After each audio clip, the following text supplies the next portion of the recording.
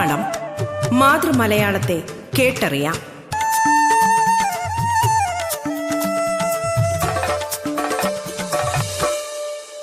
മലയാളമേ, നിന്റെ വാക്കുകൾക്കുള്ളത്ര മധുരം തുടിക്കുന്നതേതു ഭാഷ? മലയാളമേ, നിന്റെ വാക്കുകൾക്കുള്ളത്ര മധുരം തുടിക്കുന്നതേതു ഭാഷ?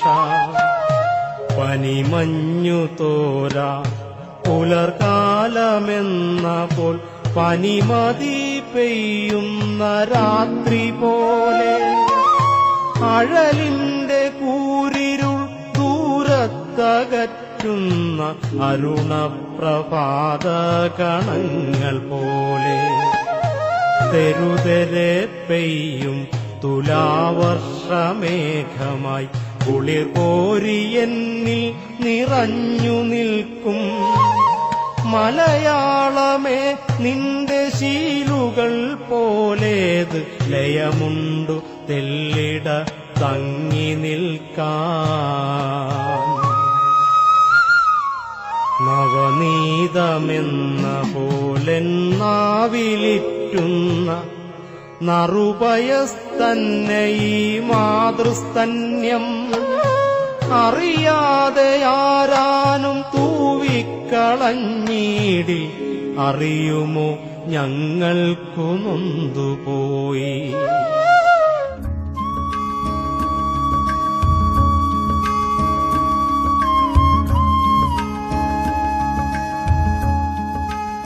മലയാള ഭാഷയെ ആഴത്തിൽ അറിയാനുള്ള അവസരമൊരുക്കുകയാണ് റേഡിയോ കേരളയുടെ മലയാളം എന്ന ഈ പരിപാടി. മലയാളത്തിന്റെ ഇന്നത്തെ അധ്യായത്തിൽ അതിഥിയായി എത്തിയിരിക്കുന്നത് എഴുത്തുകാരനും അധ്യാപകനും നാടക സംവിധായകനുമായ സതീഷ് ജി നായരാണ്. തിരുവനന്തപുരം ജില്ലയിലെ വെഞ്ഞാറമ്മൂട് സ്വദേശിയായ സതീഷ് ജി നായർ നാടക, ചലച്ചിത്ര, സാഹിത്യ, ടെലിവിഷൻ രംഗങ്ങളിൽ നടൻ, സംവിധായകൻ, രചയിതാവ്, അധ്യാപകൻ, പരിശീലകൻ തുടങ്ങിയ നിലകളിൽ പ്രവർത്തിച്ചു വരുന്നു. വ്യത്യസ്തങ്ങളായ നാടകവേദികൾക്ക് വേണ്ടി 50ഓളം നാടകങ്ങളും നിരവധി ഹ്രസ്വചിത്രങ്ങളും ഡോക്യുമെന്ററികളും സതീഷ് സംവിധാനം ചെയ്തിട്ടുണ്ട്. കേരള സർവകലാശാല കലോത്സവങ്ങളിലും ദേശീയ അന്തർ സർവകലാശാല കലോത്സവങ്ങളിലും മോണോ ആക്ട്, സ്കിറ്റ്, നാടകം തുടങ്ങിയവയിൽ സ്ഥിരം ജേതാവായിരുന്ന സതീഷിന്റെ കഥ, കവിത, ലേഖനം തുടങ്ങിയവ വിവിധങ്ങളായ ആനുകാലിക പ്രസിദ്ധീകരണങ്ങളിൽ പ്രസിദ്ധീകരിച്ചിട്ടുണ്ട്. കേരള സംസ്ഥാന ചലച്ചിത്ര വികസന കോർപ്പറേഷനിൽ ഡയറക്ടർ ബോർഡ് മെമ്പർ, കേരള സർവകലാശാല നടത്തിയ കൃതിയും രംഗപാഠവും എന്ന ദേശീയ നാടക ശില്പശാലയുടെ ക്രിയേറ്റീവ് ഡയറക്ടർ, കേരള സർവകലാശാല campus theatre director, Thiruvananthapuram university college campus theatre director എന്നീ നിലകളിൽ പ്രവർത്തിച്ചിട്ടുണ്ട്. ഇപ്പോൾ Thiruvananthapuram art space centre for performing ആർട്സിന്റെ ഡയറക്ടറായി പ്രവർത്തിച്ചു വരുന്നു. മാതൃഭൂമി ദിനപത്രത്തിലെ വിദ്യാപേജിൽ വിദ്യാർത്ഥികൾക്കായി നിരവധി മോണോ ആക്ടുകൾ എഴുതിയിട്ടുള്ള അദ്ദേഹം ഒറ്റയ്ക്കൊരു ബെസ്റ്റ് ആക്ടർ, മോണോ ആർട്ട് എന്നീ പുസ്തകങ്ങളും പ്രസിദ്ധീകരിച്ചിട്ടുണ്ട്. മലയാളത്തിലേക്ക് സ്വാഗതം.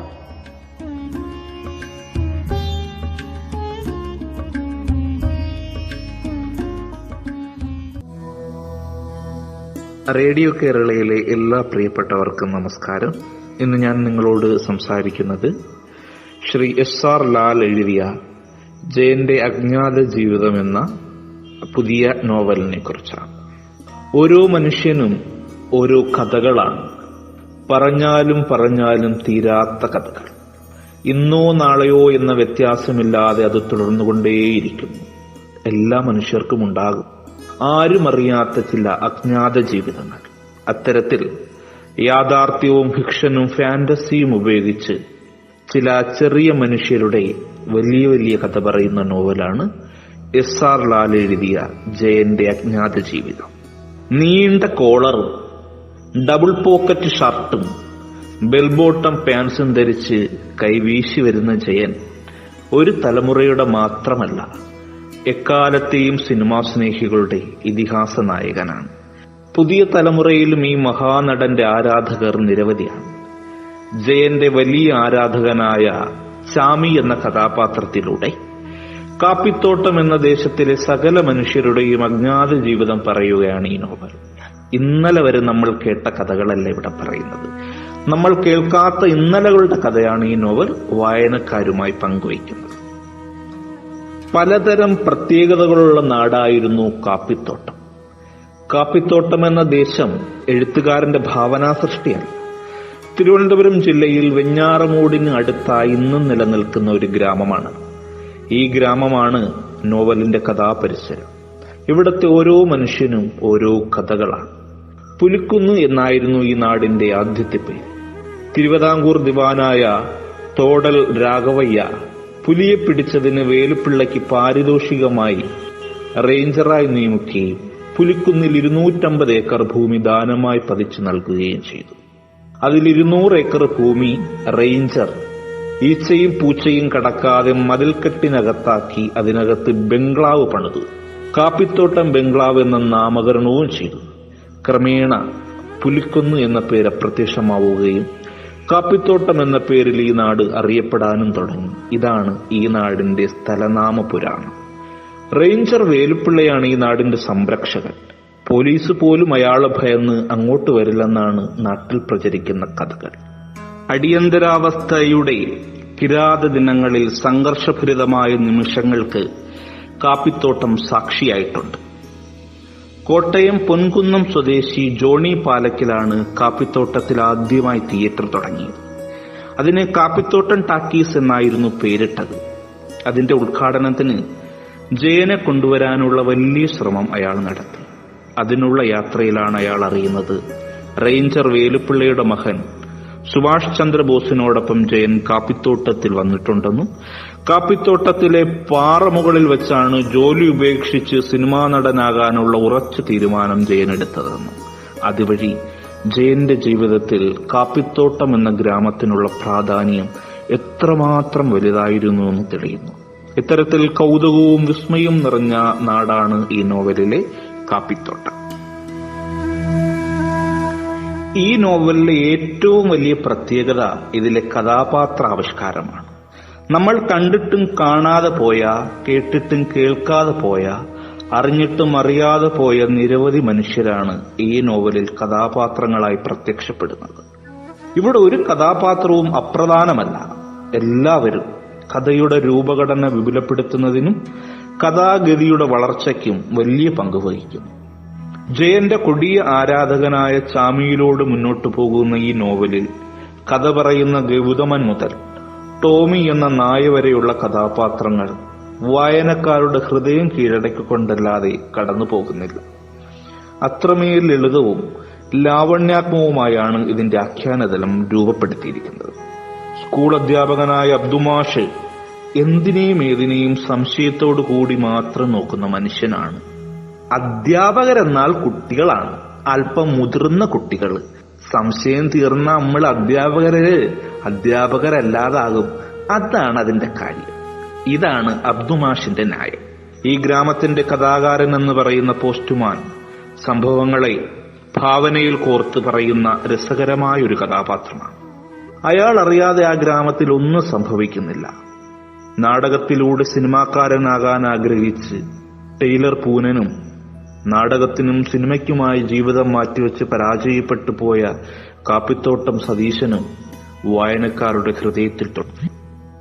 നാടകത്തിലൂടെ സിനിമാക്കാരനാകാൻ ആഗ്രഹിച്ച ടൈലർ പൂനനും നാടകത്തിനും സിനിമയ്ക്കുമായി ജീവിതം മാറ്റിവെച്ച് പരാജയപ്പെട്ടു പോയ കാപ്പിത്തോട്ടം സതീശനും വായനക്കാരുടെ ഹൃദയത്തിൽ തൊടുന്ന കഥാപാത്രമാണ്.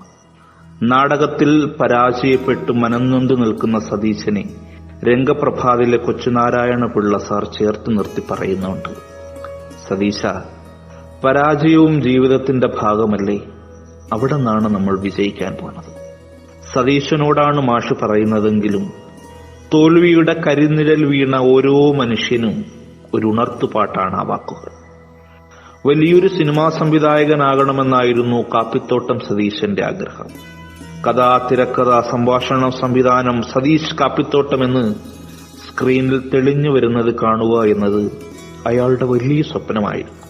എന്നാൽ അതിനുവേണ്ടിയുള്ള യാത്രയിൽ സതീശൻ പരാജയപ്പെടുന്നു. സിനിമയല്ല അവന്റെ മുന്നിലുള്ളത്, ജീവിതമാണ്. വിശപ്പും അവഗണനയുടെ കയ്പും അവനെ കഠിന പാഠങ്ങൾ പഠിപ്പിച്ചിരുന്നു.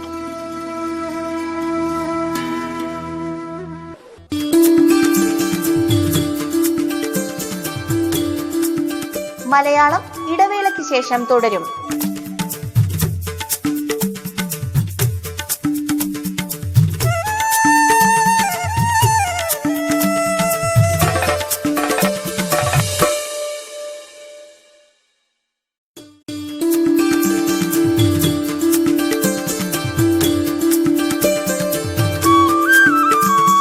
തുടർന്ന് കേൾക്കാം മലയാളം. മലയാളത്തിൽ ഇന്ന് നമ്മോടൊപ്പമുള്ളത് യുവകവിയും അധ്യാപകനും നാടക സംവിധായകനുമായ സതീഷ് ജി നായരാണ്.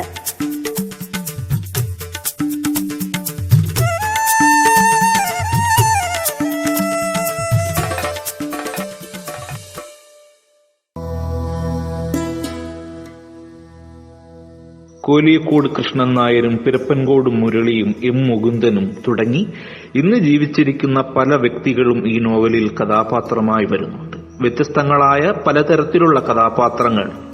ഒരു അജ്ഞാത ജീവിതത്തിന്റെ കഥ ആദ്യാവസാനം നമ്മോട് പറഞ്ഞുകൊണ്ടേയിരിക്കും. അത് തന്നെയാണ് ഈ നോവലിന്റെ പുതുമയും വ്യത്യസ്തയും. ഈ നോവലിൽ പ്രധാനപ്പെട്ട കഥാപാത്രങ്ങളിൽ ഒന്നാണ് ടോമി എന്ന നായ. ഗൗതമന്റെ സന്തത സഹചാരിയായ ടോമി നാട്ടിൽ നിന്നും കാപ്പിത്തോട്ടത്തിലെത്തിയപ്പോൾ ഗൗതമനെ പോലെ തന്നെ സമയമെടുത്താണ് ഈ ദേശവുമായി പൊരുത്തപ്പെട്ടത്. ക്രമേണ ടോമിയും ഈ നാടിന്റെ ഭാഗമായി മാറുകയായിരുന്നു. ഗൗതമനും മീനാക്ഷിയും തമ്മിലുള്ള പ്രണയം ആദ്യം കണ്ടുപിടിക്കുന്നത് ടോമിയാണ്. ഗൗതമൻ കാപ്പിത്തോട്ടത്തിൽ നിന്ന് പോയതിൽ പിന്നെ ചാമയോടൊപ്പമായിരുന്നു ടോമിയുടെ യാത്ര. ജയനെ കാണുന്നതിനുള്ള കോടമ്പക്കത്തേക്കുള്ള യാത്രയിലും അവനൊപ്പം കൂടുന്നു. അവിടെ വച്ച് ശർമാജി എന്ന കഥാപാത്രം ടോമിയെ സ്വന്തമാക്കുന്നു. ജീവിതത്തിന്റെ പല വഴികളിലൂടെ ഒരു ജീവിയുടെ സഞ്ചാരം വളരെ കൃത്യമായി വരച്ചിടുകയാണ് ടോമി എന്ന കഥാപാത്രത്തിലൂടെ ഇവിടെ കാണാൻ കഴിയുന്നത്. ഓരോ നാട്ടിലെ യാത്രകളും ഓരോ ജീവിതമാണ് ടോമിക്ക് സമ്മാനിച്ചത്. മൃഗങ്ങൾക്കിടയിൽ കഥാകാരനാണ് ടോമി എന്നാണ് ഗൗതമൻ വിശേഷിപ്പിക്കാറ്. ഈ നോവലിലെ ഒരേ ഒരു മനുഷ്യേതര കഥാപാത്രമായ ടോമി ഈ നോവൽ ഘടനയിലെ പല കഥാപാത്രങ്ങളെയും ബന്ധിപ്പിക്കുന്ന വളരെ പ്രധാനപ്പെട്ട ഒരു കണ്ണിയാണ്. അച്ഛന്റെ തിരോധാനത്തിന് ശേഷം ഗൗതമൻ അച്ചാച്ചനായ ശങ്കരൻ പിള്ളയുടെ സംരക്ഷണത്തിലേക്കാണ് പോകുന്നത്. ദ്വീപ് എന്ന വാർത്താപത്രികയുടെ പത്രാധിപരായിരുന്ന ശങ്കരൻ പിള്ള എല്ലാ കാര്യത്തിലും കൃത്യമായി നിലപാടുകളുള്ള ഒരു കഥാപാത്രമാണ്. പ്രതിഫലം പ്രതീക്ഷിക്കാത്തവർ മാത്രം രചനകൾ അയക്കുക എന്ന മുന്നറിയിപ്പോട് കൂടിയാണ് വാർത്താപത്രികയിൽ രചനകൾ അയക്കാനുള്ള വിലാസം കൊടുക്കുന്നത്. എഴുത്തുകാരനാകാൻ ആഗ്രഹിക്കുന്ന ഗൗതമൻ എത്തേണ്ടിടത്ത് തന്നെയാണ് എത്തിച്ചേർന്നത്. നിർബന്ധ ബുദ്ധിയും കണിശക്കാരനുമായ കഥാപാത്രമാണ് ശങ്കരൻപിള്ള എങ്കിലും ഗൗതമന് അയാളിൽ നിന്ന് ഒരുപാട് കാര്യങ്ങൾ പഠിക്കാൻ കഴിയും. അതിന്റെ പരിണത ഫലമായിരുന്നു ഗൗതമൻ എഴുതിയ കാപ്പിത്തോട്ടം കഥകൾ എന്ന പുസ്തകം. ഈ നോവലിനെ ആർദ്രമാക്കുന്നത് ജയന്റെ ആരാധകനായ ചാമി ജയൻ എഴുതുന്ന കത്തുകളാണ്. ഓരോ കത്തിന്റെ അവസാനവും ഇങ്ങനെ എഴുതാറുണ്ട്: ജയേട്ട, എനിക്ക് അങ്ങയെ കാണണം, ഒരു കാര്യം അങ്ങയോട് നേരിൽ പറയാനുണ്ട്. എന്നാണത് സാധിക്കുക? ചാമിക്ക് വേണ്ടി കത്തെഴുതുന്നത് ഗൗതമനാണ്. അവന് വലിയ എഴുത്തുകാരനാവാനായിരുന്നു ആഗ്രഹം. കത്തുകൾക്കൊന്നും മറുപടി വരാത്തതിൽ ചാമിയെപ്പോലെ തന്നെ ഗൗതമനും വലിയ സങ്കടമാണ്. കത്തുകൾക്ക് മറുപടി വരാത്തതിൽ എഴുത്തുകാരനും പങ്കുണ്ടെന്നാണ് അവൻ വിശ്വസിക്കുന്നത്. മഷിപ്പേന കൊണ്ടാണ് ഗൗതമൻ എഴുതാറ്. മഷിപ്പേന കൊണ്ടാണ് ഗൗതമൻ എഴുതാറ്. നീലമഷിയാണ് അവനിഷ്ടം. നീലമഷിയിൽ അക്ഷരങ്ങൾ മേഘങ്ങളെപ്പോലെ തുള്ളിക്കളിക്കും. കറുത്ത മഷിയിൽ അവ മരിച്ചു കിടക്കും. ഒരു ദിവസം ചാമി സ്വന്തം രക്തത്താൽ അവനെ കൊണ്ട് കത്തെഴുതിപ്പിച്ചു. സത്യമറിഞ്ഞപ്പോൾ ഗൗതമൻ പേന ദൂരേക്ക് വലിച്ചെറിഞ്ഞു. ഒടുവിൽ ജയൻ ഇനി 2 കത്തുകൾ കൂടി മാത്രമേ എഴുതൂ എന്ന് ഗൗതമൻ പ്രഖ്യാപിക്കുന്നു. ചാമി വിഷമത്തിന്റെ കുന്നിൻ ചെരിവിറങ്ങി. അക്ഷരങ്ങൾ അവന്റെ തലയ്ക്കകത്ത് ഇളകി മറിഞ്ഞു. ജയന് കത്തെഴുതുന്നതിന് വേണ്ടി മാത്രം ചാമി എഴുതാൻ പഠിക്കുന്നു. ഗൗതമൻ ചാമിക്ക് വേണ്ടി അവസാനം എഴുതിയ കത്തിന് ജയൻ മറുപടി എഴുതി. അത് വായിച്ചിട്ടും മതി വരാതെ ചാമി തുള്ളിച്ചാടി. ലോകത്തിലെ ഏറ്റവും വലിയ സന്തോഷവാൻ താനാണെന്ന് കാപ്പിത്തോട്ടത്തിന്റെ നെറുകയിൽ കയറി ലോകത്തിനോട് ഉറക്കെ വിളിച്ചു പറയുകയായിരുന്നു ചാമി. മനുഷ്യ മനസ്സുകളുടെ അകക്കാമ്പുകൾ തൊട്ടുണർത്തുന്ന പ്രണയാർദ്രമായ ചില നിമിഷങ്ങളിൽ കൂടി വായനക്കാരനെ ഈ നോവൽ കൊണ്ടുപോകും. വിരഹത്തിന്റെ നോവും പ്രണയത്തിന്റെ സുഖവും പങ്കുവയ്ക്കപ്പെടുന്ന സ്നേഹത്തിന്റെ സന്തോഷവും ഈ നോവലിനെ ഒരു പ്രണയകാവ്യം കൂടിയാക്കി മാറ്റിയിരിക്കുന്നു.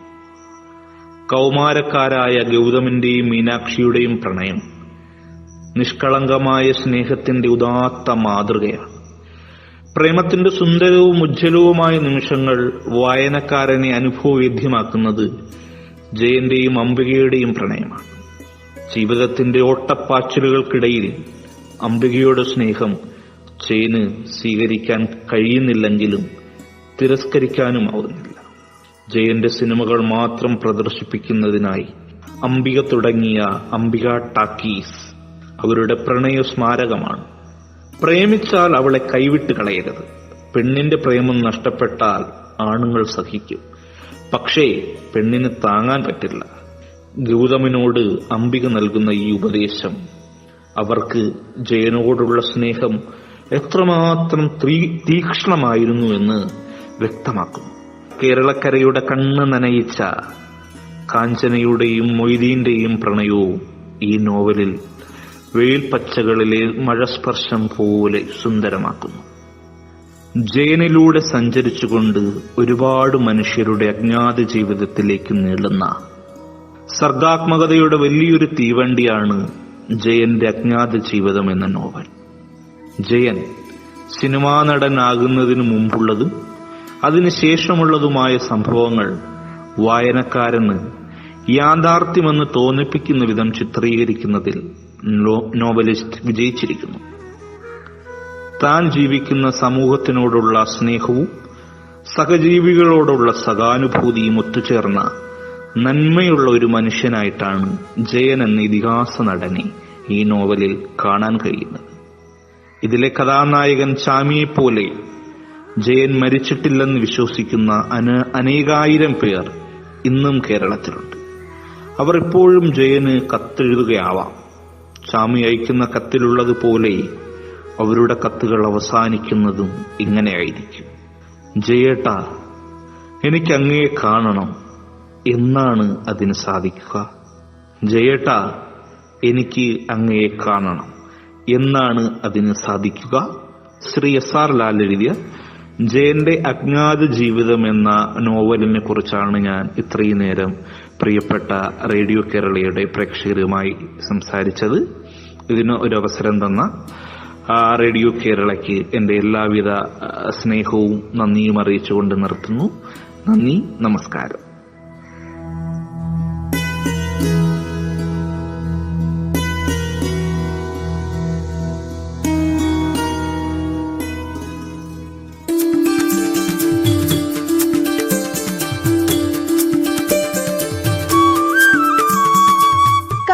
അധ്യാപകനും നാടക സംവിധായകനുമായ സതീഷ് ജി നായരുമൊത്തുള്ള മലയാളത്തിന്റെ ഇന്നത്തെ അധ്യായം ഇവിടെ പൂർണ്ണമാകുന്നു.